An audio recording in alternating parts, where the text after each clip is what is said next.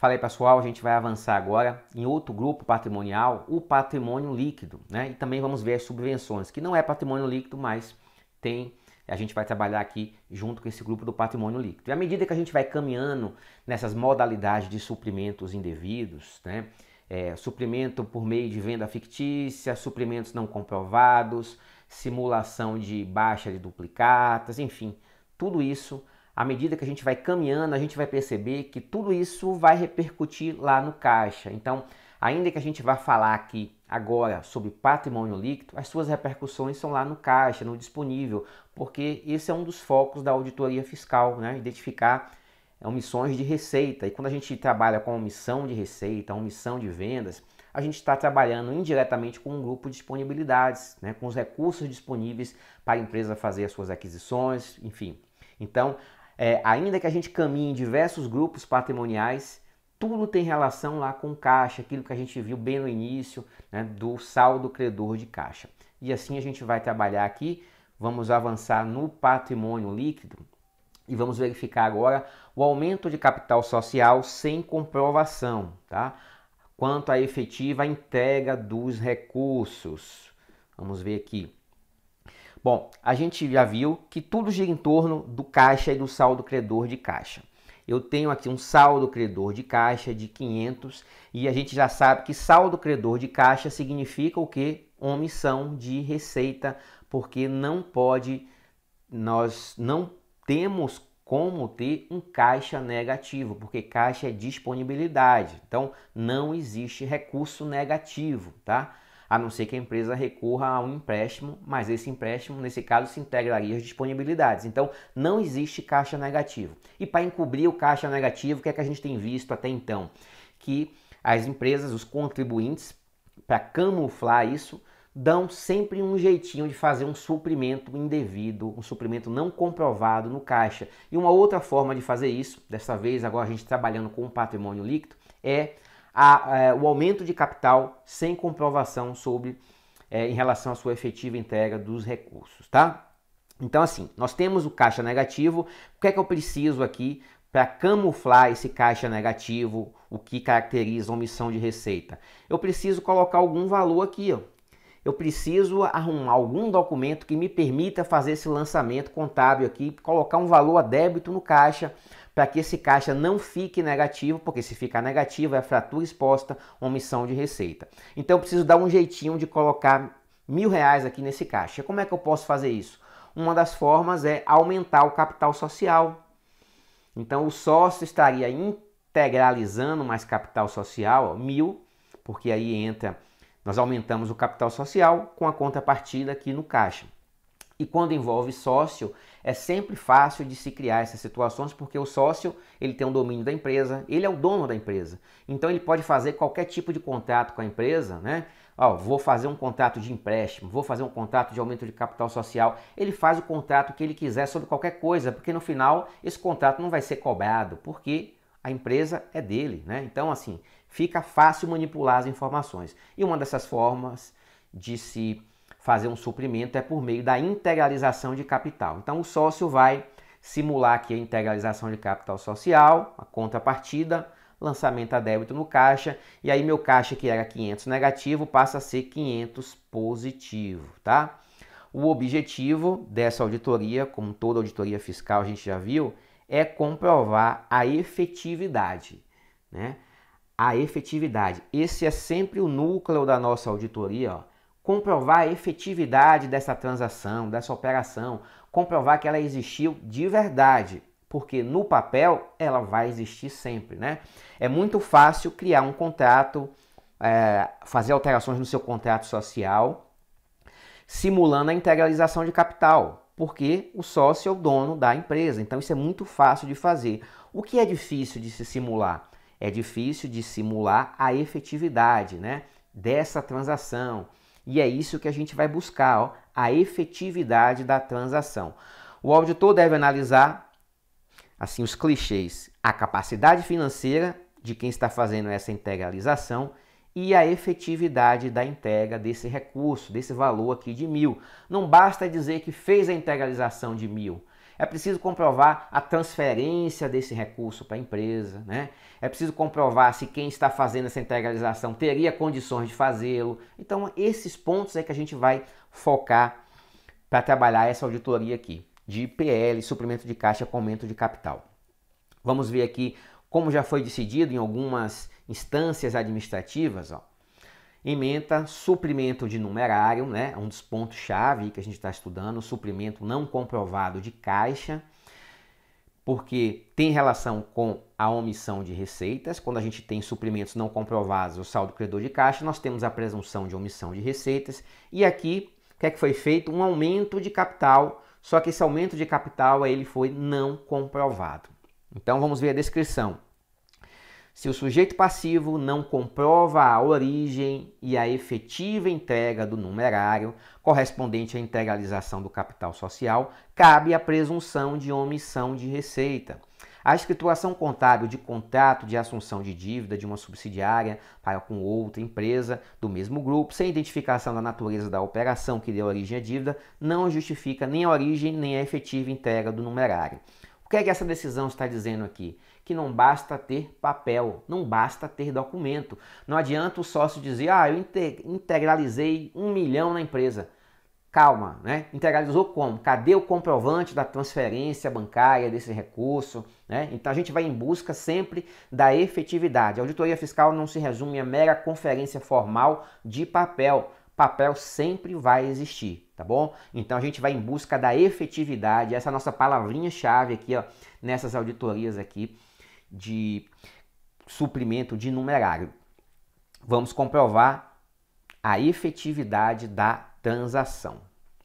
Mais uma decisão aqui, para a gente robustecer o nosso arcabouço teórico, a inexistência de prova a respeito da origem e efetividade, olha essa palavrinha de novo, da entrega dos recursos para aporte do capital social, torna válida a presunção de omissão de receita e assim justifica plenamente o lançamento. Então, ó, só para recapitular, nós temos um caixa, um saldo negativo, né? E aí o sócio vê um jeitinho de camuflar isso aqui. Por quê? Porque se o auditor fiscal detectar que o disponível é negativo, significa que nós temos uma omissão de receita de 500, porque não existe dinheiro negativo. Então o sócio vai ter que dar um jeitinho de fazer esse lançamento aqui, ó. Debita caixa no valor de 1.000 e credita outra coisa, que pode ser o capital social por meio de uma integralização de capital. Então, se o sócio consegue viabilizar documentos para fazer isso aqui, ele consegue fazer o lançamento aqui, ó, e esconde o saldo credor. Então, integralizou capital, creditou capital social, debitou caixa pelo valor integralizado, e aí o caixa fica positivo, bonitinho, o que aparentemente não é irregular. Cabe à auditoria demonstrar que esse valor aqui, ó, não existiu. Porque se esse valor não existe, a gente consegue eliminar esse valor aqui, ó, dos lançamentos, a gente volta ao status inicial, que é o caixa negativo de 500, e aí vamos presumir a omissão de receita. Bom, essa é a nossa teoria, né? E a gente viu que é muito fácil fazer contrato. Daqui a pouco vai aparecer uma questão aqui e a gente vai conseguir absorver exatamente esse ponto aqui da integralização de capital fajuta, né? Que não existe. O sócio vai na junta comercial, simula um contrato de... faz alteração ali do contrato social, integralizando capital, mas na verdade não entrega recurso nenhuma entidade. Faz isso só para camuflar o saldo credor. E aí, com base nessa papelada que foi gerada, você tem documentos aptos a fazer nascer esse lançamento contábil, né? Debita, caixa e credita capital social. Só que ele não existiu de verdade, tá bom? Daqui a pouquinho a gente vai fazer uma questão e vai resolver, vai consolidar isso aqui. A gente tem também as reservas, e as reservas não necessariamente aí nós temos as reservas no PL, né? Algumas a gente tem, assim, há formas de se contabilizar diferente das reservas.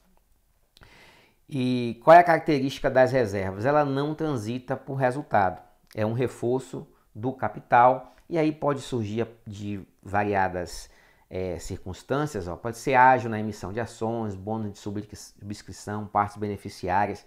Então, é um conhecimento de contabilidade geral aqui que a gente pode apropriar para simular suprimentos de caixa. Eu posso criar uma reserva para uma condição futura, né, que não se justifica, e depois eu estorno essa reserva e crio um recurso fictício, tá? São possibilidades.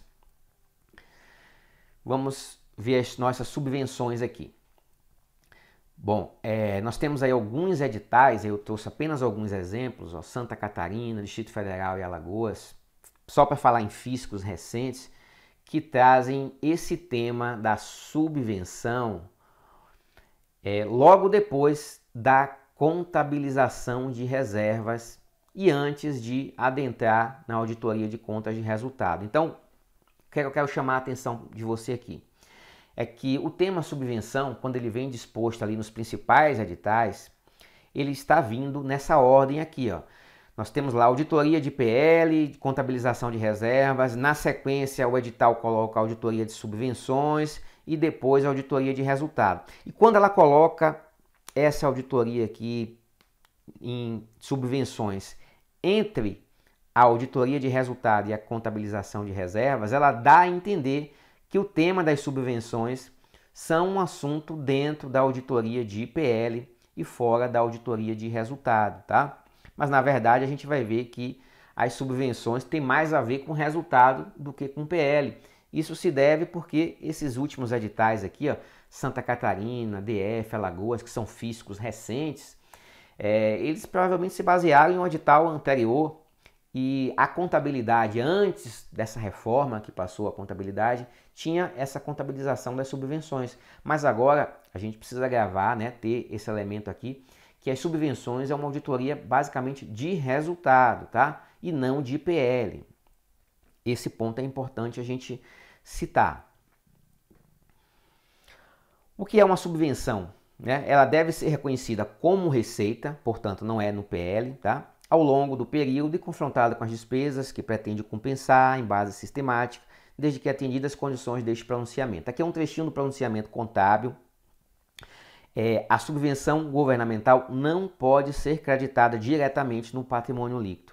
Isso aqui é importante porque havia diferenças no trato das subvenções em relação à contabilidade antes dessa reforma, antes da contabilidade passar por esse processo de uniformização e se adequar às normas internacionais. Então, ainda os editais colocam a subvenção de um modo que parece que é uma coisa, mas é outra. Isso pode confundir você. Então, você vai gravar imediatamente que a subvenção não pode ser creditada no PL. A subvenção vai ser tratada no resultado, tá? Isso aqui é o que eu acho importante quando a gente pensa em subvenção dentro do tópico de auditoria, tá? Pode aparecer uma questão de contabilidade, né? Basicamente de contabilidade em auditoria, pode, mas aí você vai responder com base no arcabouço aí que você adquiriu em contabilidade. Então aqui eu estou trabalhando o enfoque da auditoria, os pontos que a gente precisa ter atenção. Subvenção é uma receita, tá? Portanto, é resultado e decorre de subsídios, doações, prêmios, incentivos fiscais. É isso que é a subvenção e é contabilizada no resultado. Essa questão aqui vai nos dar uma linha sobre esse ponto. A auditoria das doações e subvenções para investimentos é realizada em qual área do balanço patrimonial? Bom, a gente acabou de ver que subvenção é tratada aonde? No resultado, né, pessoal? Então, hoje a gente precisa responder essa questão, ó, aqui. Receitas e despesas, é uma auditoria de resultado. Mas na época que essa questão foi feita, a resposta seria a letra B, tá? Por isso eu quero destacar esse ponto com vocês. Subvenção a gente trata hoje, né? Desde 2007, 2009, mais ou menos, ali quando teve aquelas alterações entre 2007 e 2009, que houve a consolidação da nova contabilidade, subvenção é tratada aqui, ó, no resultado. Então essa questão aqui, na época a resposta era B, mas hoje a gente precisa marcar aqui letra D de dado para essa questão aqui. Subvenção, a gente trabalha no resultado e não no PL. Por isso que eu trouxe esse assunto dentro do PL aqui, já para a gente marcar bem ele. Pontos que devem ser observados pelo auditor a respeito do regime de pontos que devem ser observados pelo auditor. Respeito ao regime de competência. Quando a gente trabalha com resultado, é fundamental observar o regime de competência, né? A gente precisa alocar aquela despesa, aquela receita no mês a que ela se refere, né? No mês que corresponde ao fato gerador, senão a gente vai ter distorção.